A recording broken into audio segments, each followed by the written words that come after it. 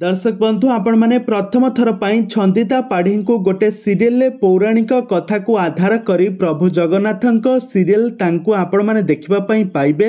यह सीरियल नियारा ढंगरे नियारा रूपर नजर आसबे छंदिता पाढ़ी।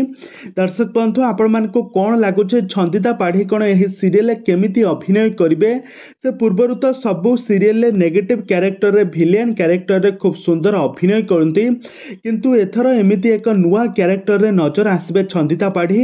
ए संपर्क में कौन रही अधिक अपडेट जानापी हेले आपण मैंने आज भिडियोटी को पूरा शेष पर्यंत देखंतु।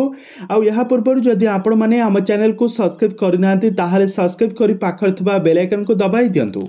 दर्शक बंधु आपण मैंने समस्ते जानिथिबे छंदिता पाढ़ी को आपण मैंने समस्ते जानिथिबे। छंदिता पाढ़ी हेउछंती ऑलीवुड जड़े बहुत पुराना अभिनेत्री। तांकर अभिनय को आज पर्यंत भी दर्शक मैंने बहुत भल पाइबा देउछंती। से दीर्घ तांको वर्तमान समय 40 वर्ष बयस हो गलानी।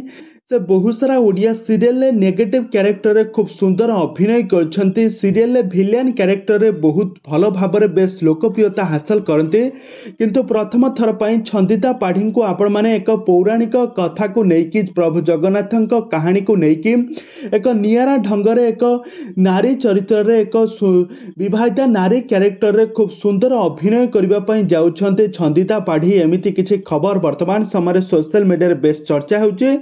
आगामी किछि दिन पूर्व छंदिता पाढ़ी विवाह को लेकिन बहुत किछि चर्चा होता।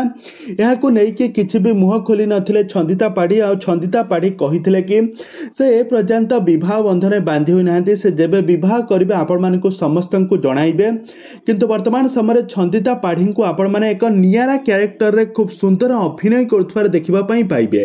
तबे दर्शक बंधु आपण मानकु छंदिता पाढ़ी एही सब एक नुआ सीरियल नुआ रूपरे तांको देखिबा पई आपण माने केते मात्रा रे एक्साइटेड अछंती ताहा हमको निहाती भाबे कमेंट बॉक्स रे कमेंट करंतु। आगो को एभली हॉलीवुड संबंधित बा सीरियल दुनिया विषय रे अधिक खबर जानिबा पई हेले आपण माने हम चैनल को सब्सक्राइब करी पाखर थिबा बेल आइकन को दबाई दियंतु।